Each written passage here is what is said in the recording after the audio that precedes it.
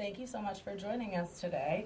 So what are we excited to talk about? What's coming in September? We're really excited to be returning to SPAC for the first time since 2013. We have an amazing lineup and an amazing day for people to come see and meet farmers and eat amazing food.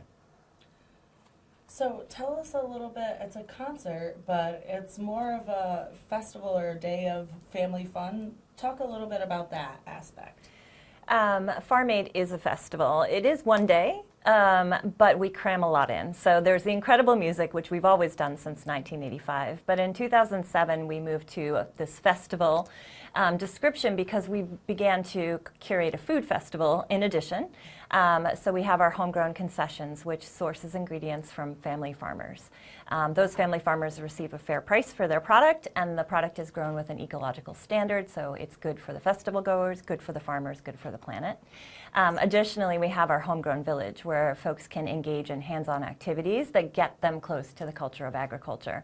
They take home skills that they can use in an ongoing way in their regular everyday life. They meet farmers, they hear from farmers, they learn more about the issues, and they can really dig in and get involved.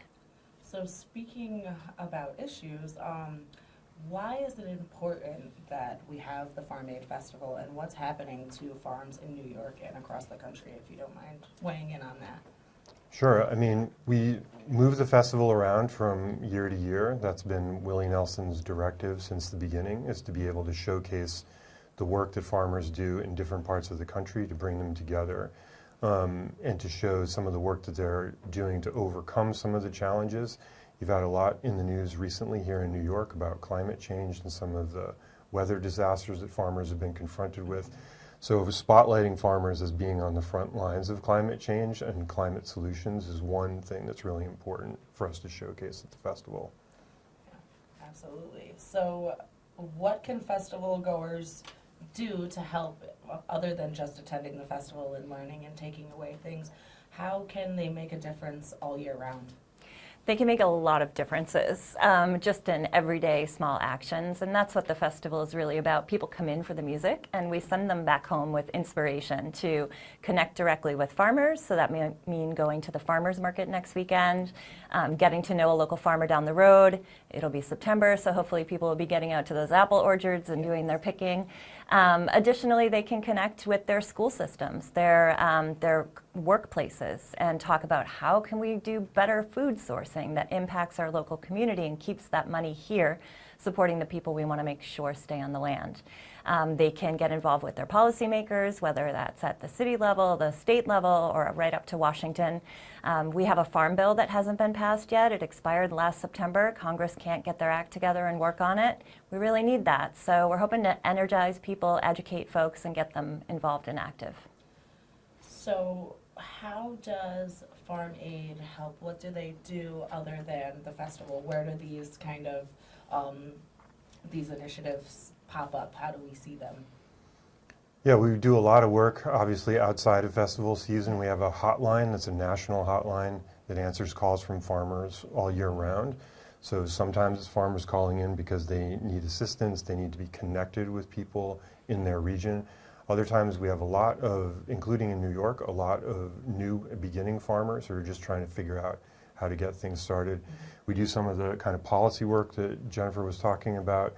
So there's a lot of things that we do outside of the festival season to try to help, including a grants program too, I might add. So we provide grant money after each year's festival, after we raise the money, to farm groups around the country, including in the region where the festival is held. So giving everyone that education when they come to the festival of kind of what you're doing all year round. And this is kind of a no-brainer question, but why are farms important? Why should people be working to protect these people in this land? Yeah, that is a great question, and I think it's a no-brainer, but how often do we actually think about it, right? We eat multiple times a day, and how much do we actually think about the people who are growing our food and how it's grown? So that's what we are inspiring folks to do. It's crucial that we have people producing our food, caring for the water and soil, making sure that New York continues to have some of the best drinking water in the country. That comes down to farmers. And Michael mentioned climate change. Farmers are able to actually put carbon in the soil, help us mitigate climate change. Additionally, they're supporting local rural communities and tax bases, keeping public school systems open and funded, keeping our land open and not developed so that we can all enjoy it. There's so many benefits. Yeah.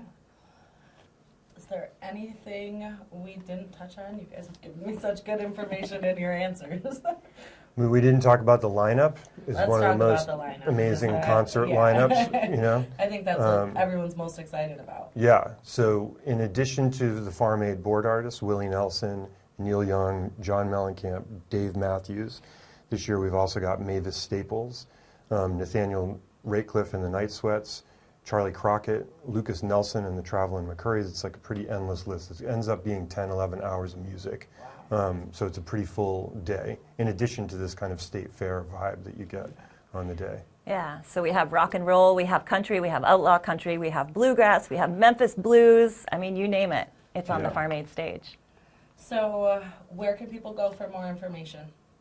You can buy tickets on Friday at livenation.com. They go on sale at 10 a.m. So that's the main thing. You can always go to farmaid.org, our website, which is a pretty fantastic website and has all the information about all the work that Farm Aid does year-round. Last question, how does it feel to be coming back to New York after all these years? It's great for us to come back to New York. You know, most people might associate Farm Aid and farming with the Midwest, and it's a great reminder for the rest of the country how much agriculture does happen here.